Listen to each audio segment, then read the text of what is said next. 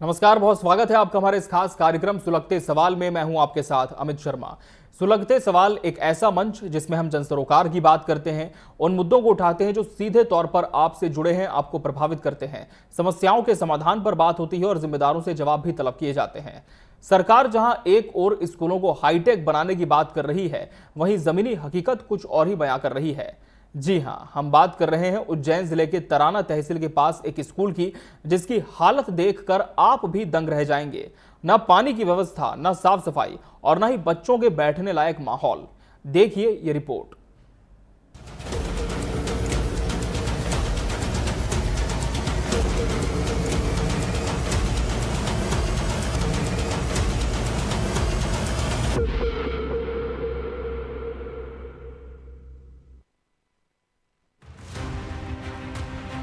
ये तस्वीरें हैं तराना तहसील से महज 10 किलोमीटर दूर ग्राम मल्हारगढ़ की।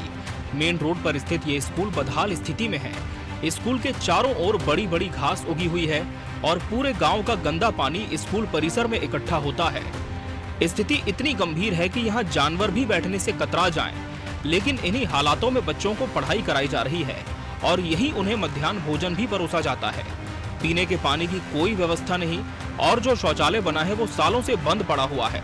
न कोई खेल मैदान है, न ही कोई ढंग की बिल्डिंग, बच्चों को पढ़ने की जगह नहीं और न ही बैठने का समुचित इंतजाम है।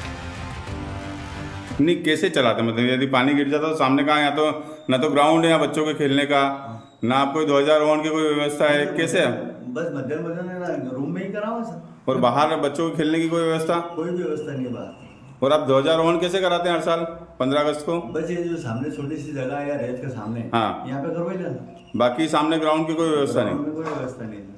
ये जो गंदगी की शिकायत आपने लिखित में की एसडीएम साहब को? लिखित में। आपके जिला शिक्षा अधिकारी को कोई शिकायत इस बारे में? जिला शिक्षा अधिकारी को तो नहीं बताया सर, बीओ में बता दिया, 2-3 बार बिहार से में बता दिया। अच्छा, वो भी आए और वो भी मेरे को बोले, जो शिक्षा अधिकारी आए यहाँ देखने, कोई भी निरीक्षण करने आए तो वो बोले इसको हटाओ। तो मैं बार बार सरपंच साहब को और मंत्री साहब को बोल दूँ।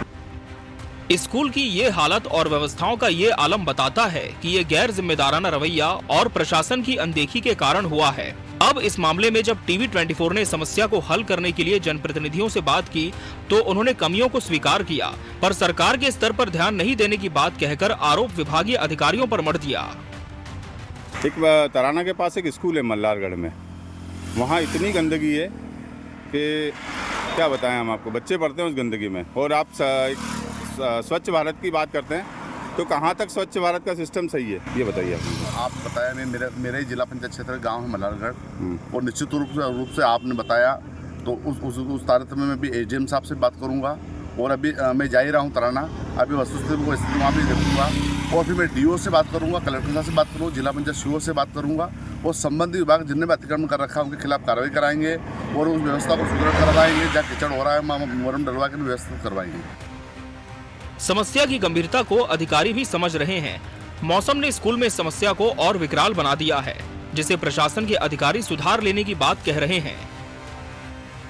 जैसा कि आपके द्वारा संज्ञान में लाया गया है, उक्त ग्राम के संबंध में पूर्व में भी मेरे पास शिकायत आई थी, जिसके संबंध में जिला शिक्षा अधिकारी को विधि संगत कार्रवाई हेतु शिक्षक के विरुद्ध लिखा गया था जी।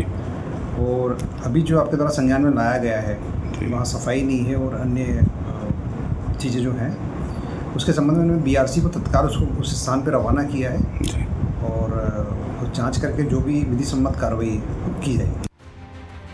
सरकार एक ओर बच्चों को डिजिटल और स्मार्ट शिक्षा देने की बात करती है, वहीं दूसरी ओर जमीनी स्तर पर स्कूल की ये हालत सरकारी दावों की पोल खोलती है।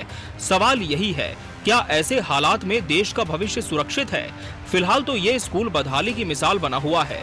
देखना होगा कि अधिकारी कब तक कार्रवाई करते हैं। नूतन गिरी गोस्वामी, टीवी 24, तराना।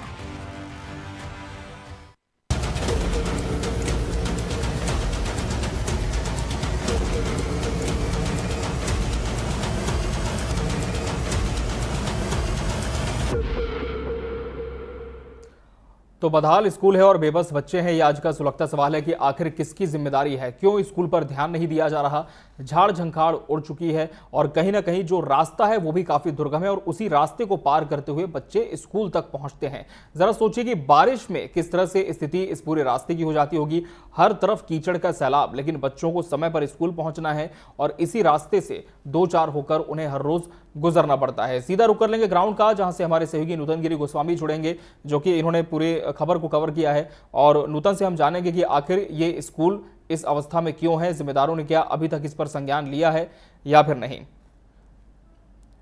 तो कहीं ना कहीं स्कूल की जो स्थिति है वो काफी ज्यादा विकराल है और हमने अब जिस तरह से आपको तस्वीरें भी दिखाई कि बहुत ज्यादा बच्चे यहां पर पढ़ते भी हैं, लेकिन इसी रास्ते से होकर उन्हें गुजरना पड़ता है। और सबसे बड़ा सवाल यह है कि स्कूल काफ़ी समय से बताया जा रहा है यहाँ पर संचालित हो रहा है। जो शिक्षक हैं उन्हें भी काफ़ी परेशानी होती है स्कूल तक पहुँचने में, क्योंकि रास्ता यहाँ पर अच्छा नहीं है, रास्ता बहुत ही कच्चा है और जब बारिश होती है तब जलभराव की स्थिति भी यहाँ पर हो जाती है, कीचड़ हो जाता है, जिस वजह से बच्चे इसी रास्ते में कीचड़ को पार करके स्कूल पहुँचते हैं और फिर उसी अवस्था में शिक्षा ग्रहण करने को वो मजबूर होते हैं।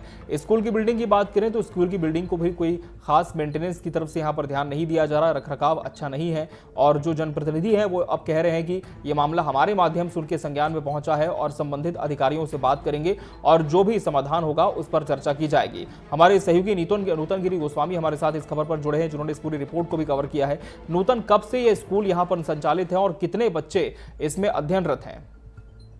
सर, इसमें आज से 2 साल पहले इस स्कूल की स्थिति अच्छी थी जी। 2 साल से इस स्कूल की स्थिति इतनी खराब हो गई पानी और जल भराव की वजह से कि वहाँ पे न तो कोई व्यवस्था है, किसी प्रकार की कोई व्यवस्था कोई भी नहीं कर पाया, कोई जनप्रतिनिधि कोई व्यवस्था नहीं देख पाया वहाँ की जी। और वहाँ पे पानी अभी इतना भरा हुआ है कि 8 से 10 दिन स्कूल खुलेगा ही नहीं, वही हालत है वहाँ पे।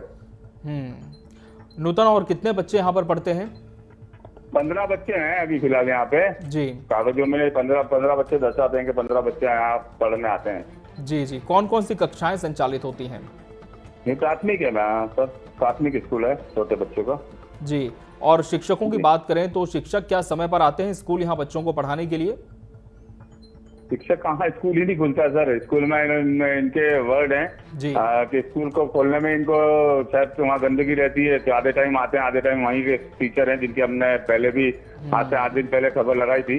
उन टीचर की स्थिति ऐसी है कि अब क्या बताएं, भगवान ही मालिक है कैसे स्कूल चला रहे हैं और कैसे पढ़ाई हो रही है बच्चों की। बिल्कुल। और ग्रामीणों से भी हम बात करने की कोशिश करेंगे कि क्या उनके बच्चे इसी अवस्था में स्कूल जाने को मजबूर हैं और उन्होंने कहाँ पर इसकी पूरी शिकायत की है। और इस समय हमारे साथ मल्हारगढ़ से ग्रामीण भी जुड़े हैं, कमल जी, आपका बच्चा भी क्या इसी स्कूल में पढ़ता है और कक्षाएं लगती हैं रोजाना? कक्षा तो लगती है सर, मतलब गंदगी बहुत है जी। कितनी परेशानी होती है स्कूल में गंदगी से बच्चों को? परेशानी क्या, उसमें सांप भी रहता है और बिच्छू सांप सब रहता है और वो गंदगी बहुत है उसमें, पूरा गांव का पानी जाता है। जी जी जी। और इस संबंध में क्या आप लोगों ने जो प्रशासनिक अधिकारी हैं उनसे भी शिकायत की है कि गंदगी बहुत है, विषैले जीव जंतु हैं, बच्चों की जान को भी खतरा रहता है? जी हाँ, वो जान का खतरा रहता है ना। जी जी। क्या शिकायत आप लोगों ने की है कहीं पर इस विषय में? शिकायत की थी सर, कोई ने सुना ही नहीं हुई अभी तक। अभी मीडिया वाला आया तो उनने शिकायत की, अब उनने मतलब कई बात करी थी कि हाँ हम करेंगे, अभी भी नहीं हुआ उसका तो कोई भी। बहुत बहुत धन्यवाद कमल जी आपका हमसे जुड़ने के लिए। तो ग्रामीण कह रहे हैं कि हमने शिकायत की है लेकिन अभी तक कोई सुनवाई इस विषय में नहीं हो पाई है। मीडिया ने भी इस पूरी खबर को कवर किया है लेकिन स्कूल की स्थिति फिलहाल जस की तस है। और हमारे साथ सरपंच मल्हारगढ़ लाड सिंह जी भी जुड़ चुके हैं। लाड सिंह जी, प्राथमिक स्कूल की जो अवस्था है पूरी तरह से खराब यहाँ पर है, आने जाने का रास्ता भी नहीं है। क्या मानते हैं किसकी जिम्मेदारी है और समस्या का समाधान नहीं हो पा रहा? आप एक तो कहीं है कि यहाँ जैसे कि अतिक्रमण हो चुके है, स्कूल की जो बाउंड्री जहाँ नाली को पानी को निकास तो जी, वहाँ पे 2-3 मकान ऐसा बनेगा स्कूल बाउंड्री में सामने मेन रोड पे जी, तो उसे कहीं है पानी रुकी हुई है। और अभी ये ना साल भी एक आदमी ने वहाँ घूमती रखी तो मैंने मना भी करी थी उनके जी जी, तो उनने कहीं ये मानी नहीं और जबरदस्ती, और गाँव वाला भी कुछ लोग उनने वहाँ उनको सहयोग कर दिया तो रखी थी वहाँ जहाँ नाली बने वहाँ जी। और बाकी जो स्कूल का है सर, और ये भी उन्हीं चीज पे ज्यादा गौर नहीं करी जी, मना नहीं करे वहाँ का वहाँ भी गाँव, अब जैसे कि नानूखड़ा ग्राम पंचायत है जी जी, तो दूसरा गांव है और मल्हारगढ़ अपनी ग्राम पंचायत में लगता है लेकिन वो थोड़ा सा दूर है। तब इनको थोड़ा सा वहाँ स्कूल की बाउंड्री का जो सर है, टीचर है, इनको ख्याल जी। रखना चाहिए सर। बतौर सरपंच क्या आपने भी कोई पहल की है लाट सिंह जी कि सड़कों को सुधारा जा सके, स्कूल समय पर संचालित हो इसके लिए? नहीं, हाँ बोला सर से, 1-2 बार बात भी हुई जी।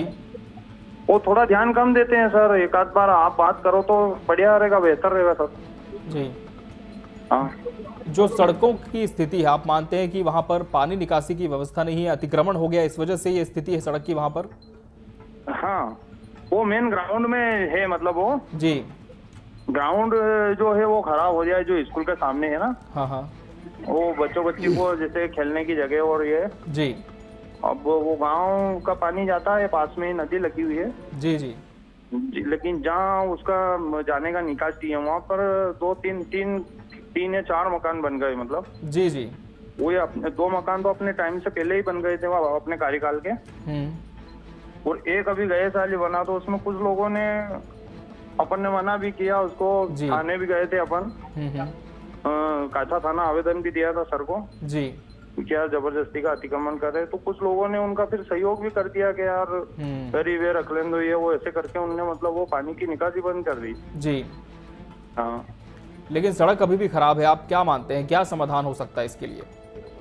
सड़क का तो देखो ये है कि अब ये तो पानी की बारिश के बाद में सांसद जी से अपनी बातचीत भी हुई है, राशि देने का बोला भी है उन्होंने, तो वो तो हो जाएगा, उसका तो समस्या का निराकरण। चलिए, बहुत धन्यवाद आपका लाट सिंह जी हमसे जुड़ने के लिए। तो सरपंच मल्हारगढ़ जो कह रहे हैं कि समस्या तो है, लेकिन कहीं ना कहीं जो पानी की निकासी है उसके लिए भी अतिक्रमण जिम्मेदार है। हमारे सहयोगी नूतन गिरी गोस्वामी हमारे साथ लगातार जुड़े हुए इस पूरी खबर पर। नूतन, अब एक बात यहाँ पर सामने आ रही है कि अतिक्रमण करके दीवारें उठा दी गई है, जिसकी वजह से जो निकासी का पानी है वो सड़क पर बहता है। इस पर आपसे जरूर बात करेंगे, लेकिन हमारे साथ इस समय कांग्रेस से संजय गांधी जी जुड़ चुके हैं। संजय गांधी जी, प्राथमिक स्कूल की अवस्था काफी ज्यादा दुर्भर हो चुकी है यहाँ पर, और हम कह सकते हैं दुर्गम परिस्थितियों में बच्चे स्कूल पढ़ने जाते हैं, सड़क भी यहाँ पर सही नहीं है। क्या मानते हैं, क्या वजह है कि किसकी जिम्मेदारी है और कौन ध्यान नहीं दे रहा? सरकार के पास स्कूल की बिल्डिंग के लिए पैसा नहीं है जी, क्योंकि सरकार को शराब के ठेके खुलवाने नए टेंडर्स देना है। इसके पीछे सीधी मंशा है जी कि जो शिक्षा है, शिक्षा का निजीकरण करना है। मुझे लगता है कि सरकार झालावाड़ जैसी जो घटना हुई है जी राजस्थान में, अच्छी तरीके से मुझे लगता है कि इस घटना का इंतजार कर रही है। लेकिन इसका समाधान क्या हो सकता है संजय गांधी जी, क्योंकि बताया जा रहा है कि अभी बारिश में तो स्थिति और ज्यादा यहाँ पर खराब हो जाती है, और प्रशासनिक अधिकारी सिर्फ कहते हैं कि हम ध्यान दे रहे हैं, लेकिन कोई समाधान नहीं निकल पा रहा है यहाँ पर। समाधान कैसे निकलेगा सर? देखिएगा वहाँ पे पता पड़ा कि लेट बात की स्थिति भी ठीक नहीं है। बच्चे किस तरीके से स्कूल प्रांगण में कैसे अपना रह रहे होंगे, और देखिए वहाँ पर खाने की व्यवस्था कैसी होगी, कहाँ पर जो खाना बनाया जा रहा है, मध्याह्न भोजन कैसे तैयार किया जा रहा होगा।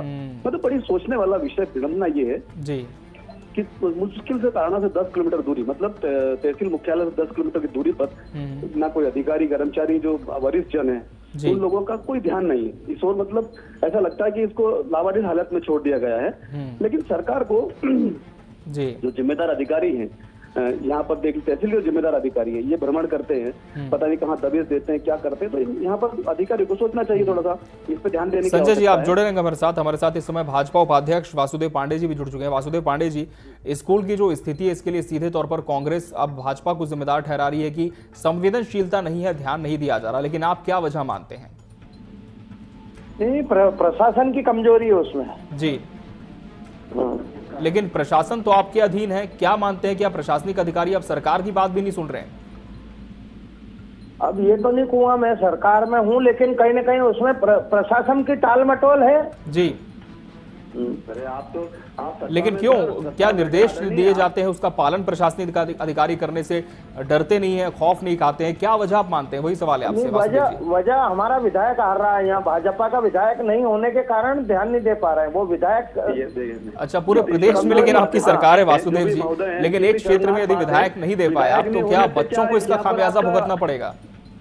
वासुदेव जी, मेरी बात सुनो, आपकी जीवान में मेरे को मत लपेटो, मैं बहुत सीधी बात करने वाला आदमी हूँ।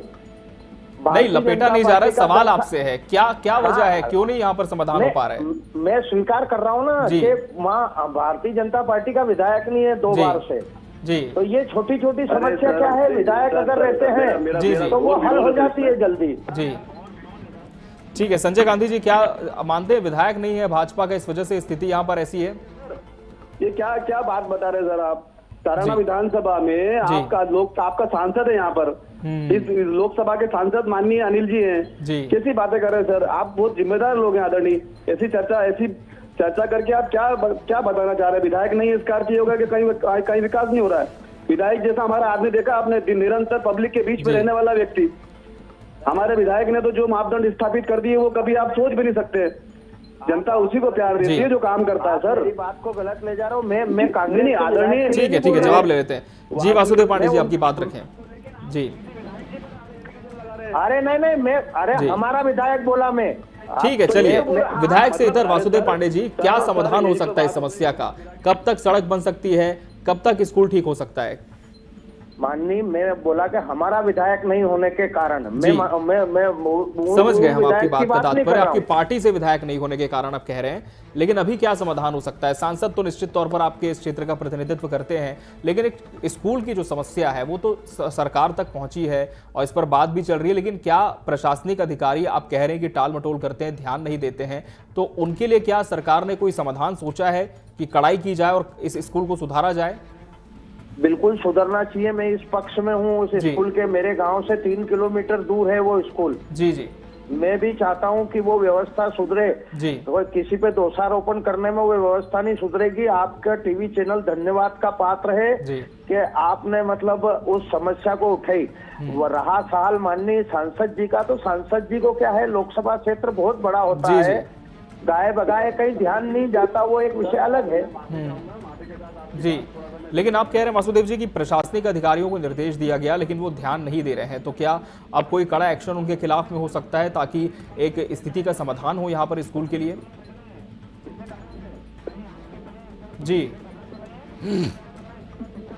जी वासुदेव जी। जी नहीं, शिक्षा में तो देखो सरकार तो क्या है, सीएम राइज अब हर संकुल पे खोल देगी, बच्चे को घर से ले जाएगी। तराना में खुला है, अब आने वाले समय में कायथा संकुल में भी कायथा में भी सीएम राइज खुलने वाला है, जगह मांग रहे हैं वो। ये छोटे छोटे स्कूल की बजाय जी वासुदेव जी, स्कूल खुलेगा, एक प्रक्रिया उसमें होगी, वक्त लगेगा, लेकिन फिलहाल जो बच्चे पढ़ते हैं यहाँ पर उनके लिए क्या आप ध्यान कह नहीं दे सकते पाते हैं? स्वाभाविक बात है जी। क्या बोलो? जी वासुदेव जी। हाँ, सीएम राइज स्कूल की बात तो निश्चित तौर पर यहाँ पर स्वीकार्य है कि सरकार इस पर काम भी कर रही है, लेकिन ये जो स्कूल जिसकी रिपोर्ट हम दिखा रहे हैं, क्या मानते हैं कब तक स्थिति सुधर सकती है? क्योंकि अब आपने भी संज्ञान ले लिया है, बहुत नजदीक में स्कूल है जी।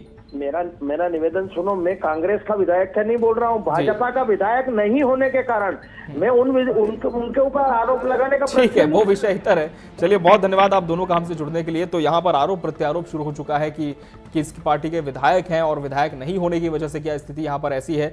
नूतन गिरी गोस्वामी का रुख कर लेंगे। नूतन, हम कह सकते हैं कि बड़ी हास्यास्पद स्थिति है कि पार्टियां एक दूसरे पर दोष लगा रही हैं और कह रही कि हमारे क्षेत्र, हमारी पार्टी से जनप्रतिनिधि नहीं चुना गया, इस वजह से स्थिति यहाँ पर है।